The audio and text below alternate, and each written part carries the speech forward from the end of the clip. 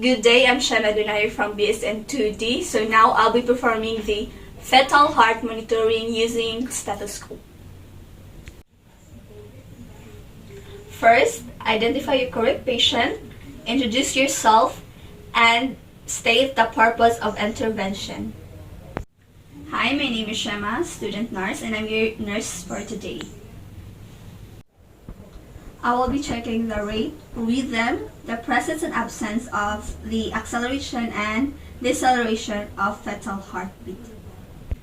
Before performing the fetal heart monitoring, you should perform first the hand hygiene.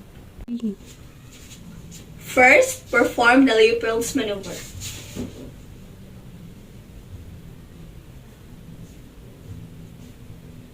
Second maneuver, umbilical grip.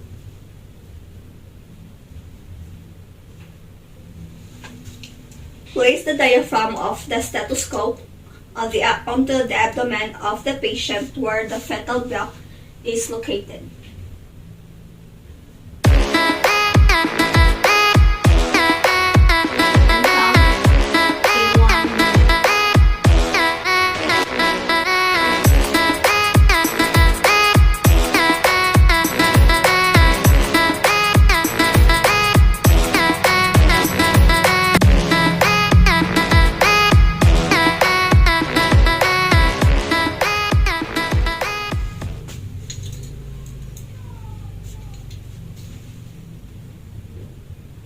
Then help the patient